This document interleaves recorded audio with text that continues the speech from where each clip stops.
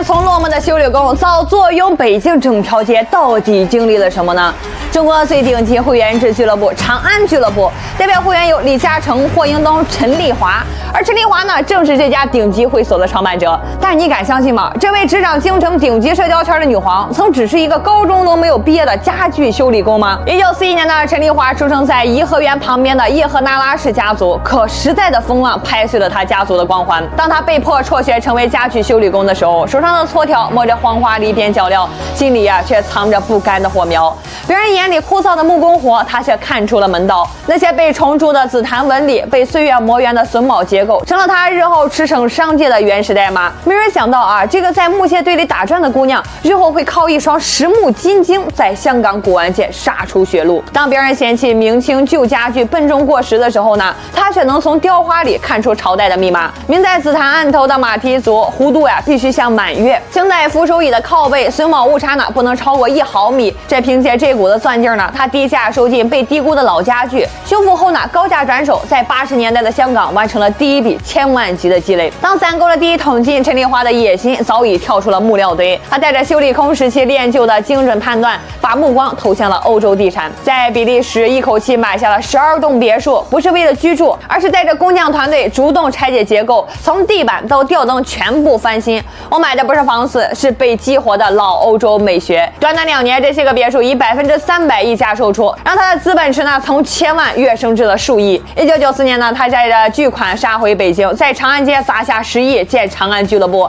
当时的地产大鳄们都在抢住宅地块，他却偏要做顶级社交场。李嘉诚呢需要和内地商人喝茶，霍英东呢需要谈项目，这里呢就是一个能够关起门说话的地方。入会呢门槛10万美金，还得经过3轮审核。如今看来这哪是俱乐部呀，分明是在为自己搭建商业权利的棋盘。就在地产女皇名号响彻京城的时候，陈丽华突然干了件傻事。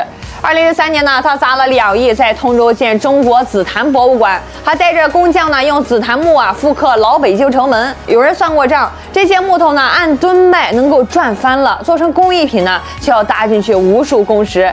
可他偏要带着团队钻进缅甸丛林找紫檀，被毒蛇追着跑，在沼泽里陷到膝盖，只为找一根直径超30厘米无空心的老料。最震撼的是复原北京16门，这故宫的专家说不可能。他带着工匠呢用3年的时间，按照1比10比例做出了永定门、西直门模型。当这些雕着9钉9排城门钉，连瓮城的结构都分毫不差的紫檀模型摆在故宫仓库的时候，这专家们一下就沉默了。原来故宫特批他随意出入进宫仓库，想量什么量什么。这座博物馆里光紫檀原料就值20亿。可他却说我虽然说是个商人，但我把所有的资金呢都应该搁在这上面，留给国家。人生要是不做点事儿人就等于白来了。为了找到最顶级的紫檀木料呢，他甚至亲自带队远赴那个传说中蟒蛇成群的缅甸原始丛林。在那片危机四伏的土地里呢，他遭遇过毒蛇的攻击，也曾在沼泽地里险象环生，有好几次都差点有去无回。这种不要命的执着呢，让身边的人都无法理解。而这背后呢，又藏着怎样不为人知的惊心动魄呢？不止如此陈丽华呢还特别重视员工，不拖欠员工1分钱，甚至员工瘦了都不行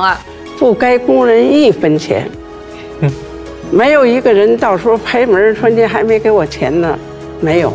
加班有加班费，上班有上班费，不能该工人的钱。员工一天吃4顿饭，早餐您可以去到我们那个我不在，您可以去，这10点钟加一餐，12点一餐，3点钟有时候有水果，5点半吃饭。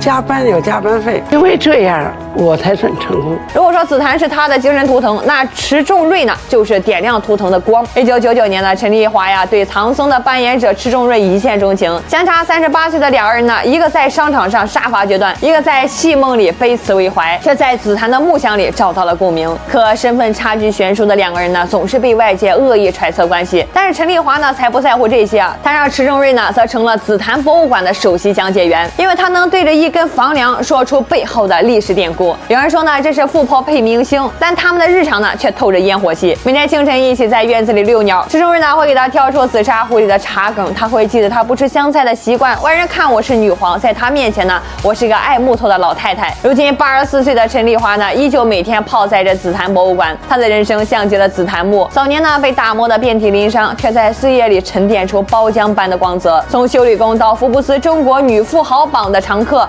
她证明了女性的独立从来不止于经济。当她带着工匠在丛林里找木料的时候，当她对着这个故宫专家坚持城门钉必须9981颗的时候，当她牵着池中人的手说财富要留给懂文化的人的时候，这个女人早已经活成了一座精神的丰碑。念念不忘必有回响，她让消失的城门在紫檀里重生，让濒危的记忆在工坊里延续，更让世人看到真正的传奇从来不是嫁入豪门，而是亲手把自己活成豪门，再用豪门的力量扛起一个家族的文化记忆。